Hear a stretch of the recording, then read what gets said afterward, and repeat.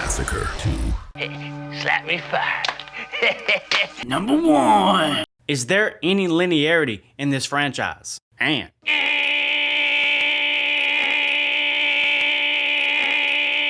let's talk about continuity and get this out of the way because it's the last time I'm going to talk about it. You wanted it? Here it is. Buckle up because this is a clusterfuck. Let's start with old Sally. In Texas Chainsaw Massacre 1, Sally survives. She escapes in the back of a pickup truck, covered in blood, screaming her head off, but she's alive. This film's opening scroll also says the friend group was driving a Volkswagen van. They was not driving a Volkswagen van. It was a Ford. I'm really starting to question the legitimacy of whoever did their homework in this franchise. That's not to mention that this film can't decide whether the events of the original took place 13 or 14 years ago. But that was 14 years ago, sir, way down in South Texas.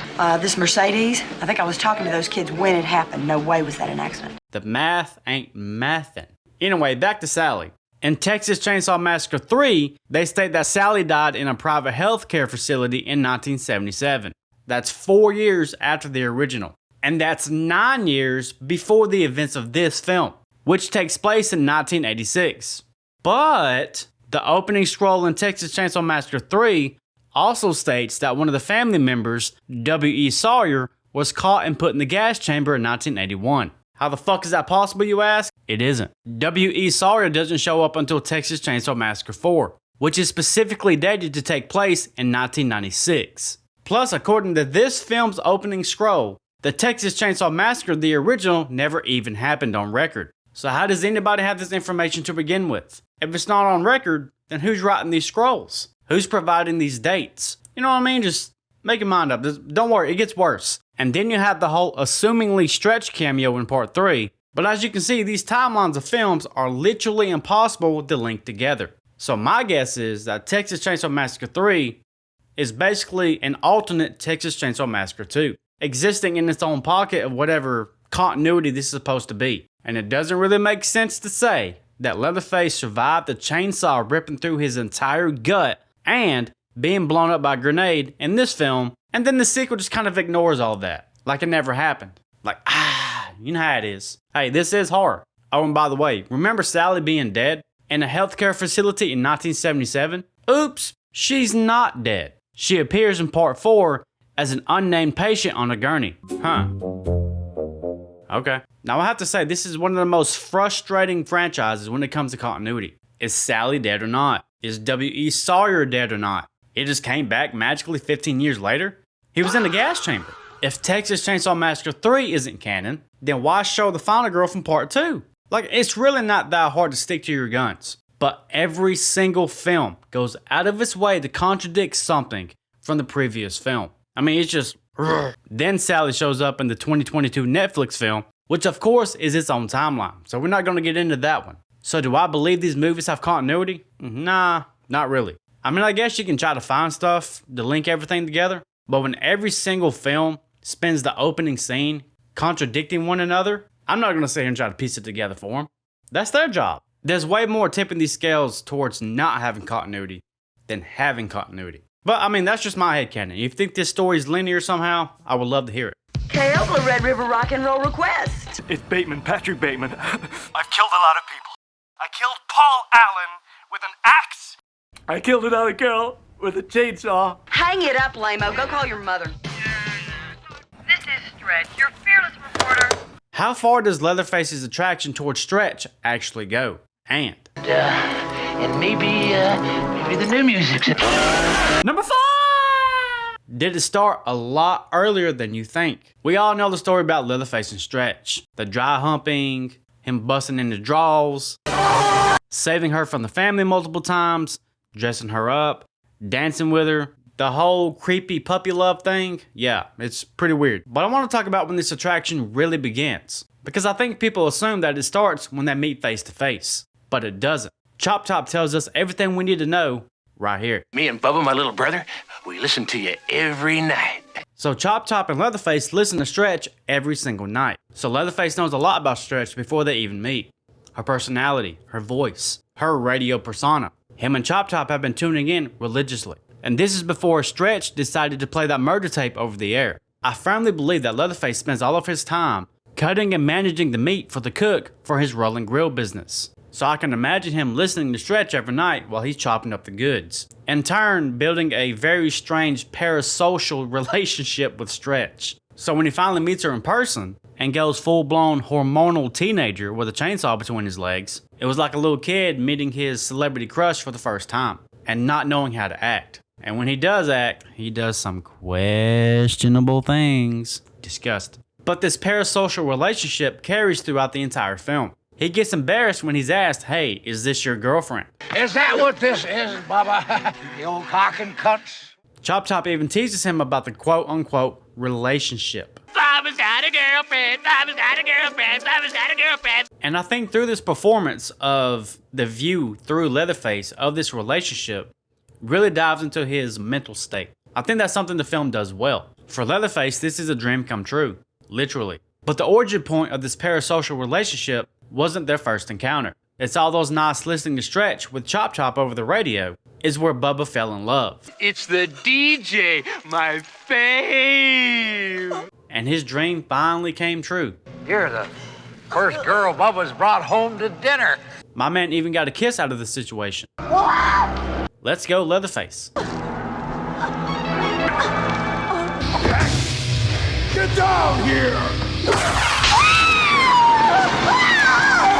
Did you know that Stretch is alive and well and selling chainsaws in Sharknado 4? This one is just for fun, but it's cool nonetheless. In Sharknado The Fourth Awakens, Stretch shows up running a chainsaw store with new family members. And make no mistake, this is Stretch. She's even credited as so. There's a lot of cool aspects in this little scene. Her brother at the store is named Gunner. We take this bad boy and hand it over to my brother Gunner there. A love letter to the original Leatherface actor. But also this actor played Leatherface in Texas Chainsaw Massacre 3D.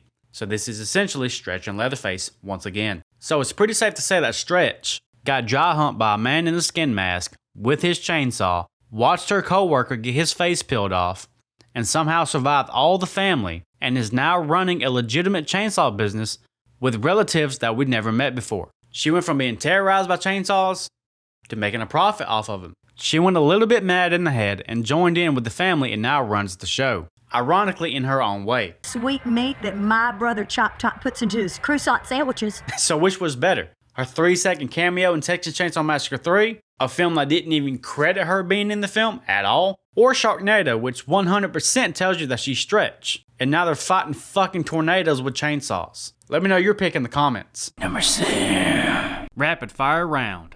Hey man, rents due. Side view mirror. No side view mirror. Side view mirror. Aha! I knew this shit looked familiar. I bet you can't guess what movie this callback is from. With old cowboy hair. Behind Stretch here is a famous Beatles cover. Yesterday and Today. This album caused a lot of controversy because the cover had the band draped in raw meat and decapitated babies. It was their stand against the Vietnam War, which, all things considered, is pretty fitting for this movie. Hello. We have to play a little game first. Do you like scary movies? And when I gut you like a fish. Play the game or you die. How did law enforcement not find the farmhouse? And Hey, lick my dick, dog. why is Drayton doing everything in his power to get caught? And Number 9. let's talk about Chop Top, the star of this film. The opening scroll of this film tells us that after a month-long manhunt, law enforcement could not locate the farmhouse, or any of the bodies, or any of the killer family members. What do you mean they couldn't find the farmhouse? It's the only house that's next door to Franklin and Sally's childhood home. You would think Lefty would be able to find that house, which we'll talk about Lefty in a minute. Cause I know damn well Lefty's been there. He couldn't find that farmhouse? What? Remember, that house is walking distance from the Franklin property. There's a direct trail from that swimming hole that connects the two. I covered all that in the first film. These are next door neighbors. And after a month-long manhunt, nobody could find this house? I mean, damn, what'd they do, burn it down? And while we're at it, they couldn't find the gas station either? And this is important, the gas station. This We Slaughter gas station is on the main road. that the cook openly operated as a public business. And no bodies whatsoever, huh? Now we know that they took the hitchhiker's corpse with them because we see the hitchhiker's corpse all throughout the film, pretty frequently, but yet nothing else was recovered. Not a single shred of evidence. It's like they just Houdini'd that bitch, Chris Angel, and just vanished. You might not think that's a big deal, but do you remember? Full-blown human furniture made out of bones, dead bodies in the house, lampshades made of skin. I'm sorry, that's fucked up. Some Ed Gein shit, you know? This has to be the most incompetent law enforcement in the history of the state of Texas. That of the Sawyer family filled that U-Haul to the brim, if you know what I mean. Now, Chop Top being absent during the events of the first film makes sense because he was in Vietnam. Hey, lick my plate, you dog dick! That checks out because he makes it very clear that even though he left Vietnam, he didn't quite leave Vietnam. Non-flashback! Non-flashback! Oh, dog will hunt. It's Nomland! Nomland! Woo! Napalm! Fire in the hole! Yeah, Nomland! It's a hit! It's a bang! Nomland! Shut up! Eventually, he was discharged and he even goes to a VA hospital. Oh, he's gonna send me back to the VA hospital and stamp my plate. Now, I would imagine he draws just a little bit off that, and he probably helps Drayton with the business. Now let's talk about Drayton. Instead of going off the grid and hiding in the shadows after narrowly avoiding the biggest manhunt in Texas history, the first thing he decides to do is open up a food truck. The last Roundup Rolling Grill. He's out in public serving food to strangers. And not only that, he starts participating in chili cook-offs and wins. Let's go Drayton Sawyer.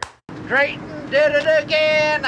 Number one. Why does that matter? Now his face is in the newspaper. He's accepting trophies and shaking hands and being the center of attention. I'm not sure if this is the dumbest thing that you can do, to put yourself right in the public's eye, or a genius thing to do because you're hiding in plain sight. I actually don't know which one it is. If you're trying to lay low, then why on God's green earth would you do everything in your power to be front and center of attention of the press? What? Drayton eventually buys an abandoned amusement park. I need to note that he did this legally. Damn property taxes fuck up everything. Small business rent gets it in the ass every time. Crooks don't pay taxes. Politicians don't. Movie stars don't. He goes on this whole rant about politicians and movie stars and crooks, how they don't have to pay taxes. But it's the little man, the little businessman like him, Always gets it in the ass.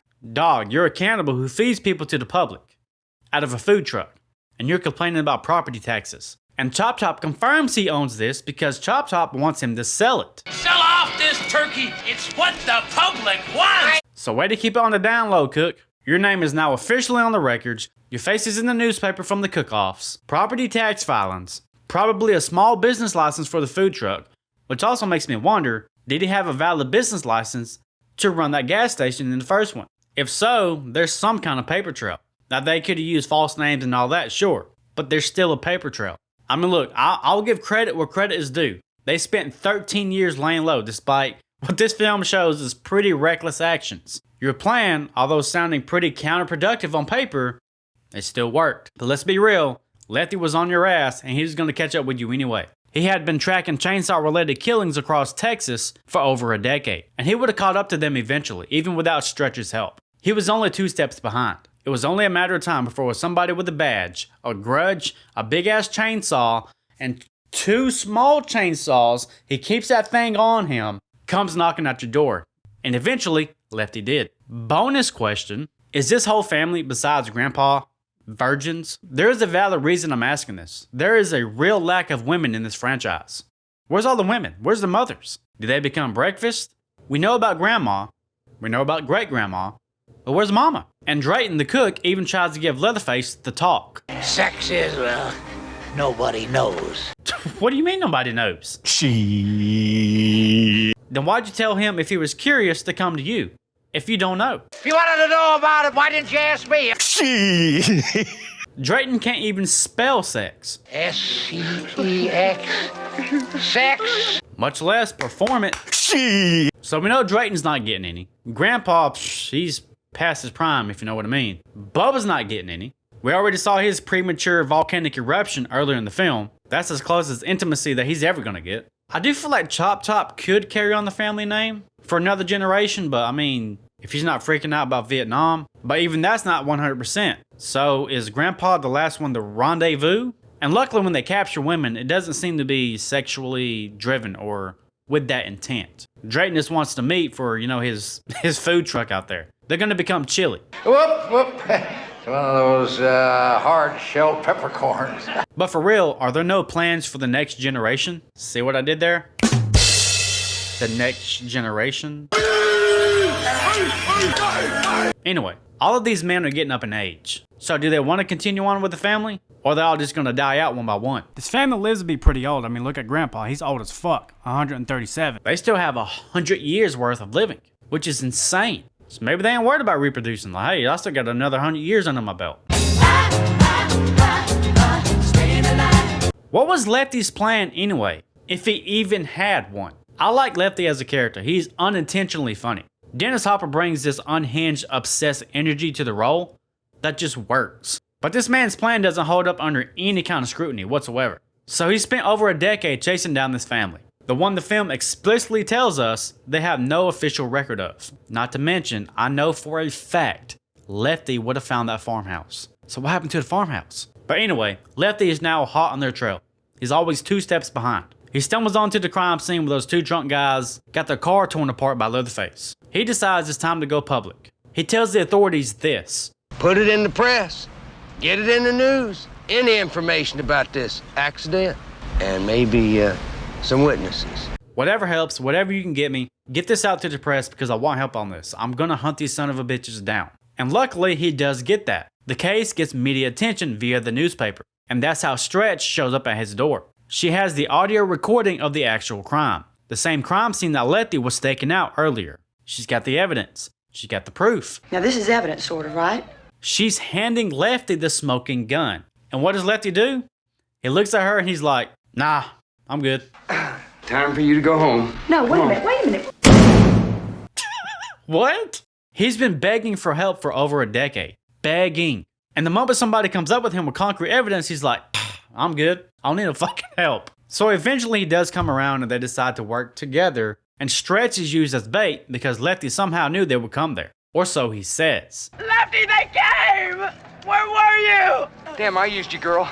So one of my many questions is, if Lefty knew they was going to show up there, why did he not show up when Leatherface was just prematurely busting in his jeans earlier? Why wait? That doesn't make any sense. And it only gets more confusing from here. Lefty follows Stretch to the abandoned amusement park to go get the family. But for one, how did you even know that Stretch was going to survive that bizarre ordeal, that she wasn't going to get killed? And 2, even if she did survive, what made you think that she was going to have the balls to go follow them after her near-death experience? Because remember, he followed Stretch, not the family. He was following Stretch, who was following the family. Now I know Lefty was an unhinged man with a death wish, and he was fully prepared to go out guns blazing, or in this case, chainsaws smoking. But man, you would think after a decade you would have solidified some sort of plan here. All of this kind of just fell into your lap. So just to recap here, Lefty knew they would come to the radio station, and he did absolutely nothing about it. He just let it play out. He assumed Stretch would survive. He assumed Stretch would then go on to follow them. What was you going to do if they just cut Stretch in half and none of this planned out the way you planned it? I don't think he planned anything at all. I think he was just going with the flow. This whole scenario just kind of fell into your lap, and you did absolutely nothing with it. But that's going to wrap this video up, guys. Thank you so much for taking part of your day to kick with me. You know I appreciate it. We have a decision to make. I know a lot of people want me to do the rest of these films. So I really need to know if you want me to do the rest of this franchise. I'm pretty open when I say I'm not a fan of this franchise. After this film, I'm good. Like, I'm really good. But if you guys want it, I'll do it. Whether I like the film or not, I always have a good time making these. It's always fun. It's always fun seeing you guys every week, chatting with y'all in the comments, pissing people off, making new friends. I love it all. So if you want me to do part 3, part 4, and all the rest of this shit, just let me know. I'll make it happen. That being said, I'll see you next week. I love you all. Adios.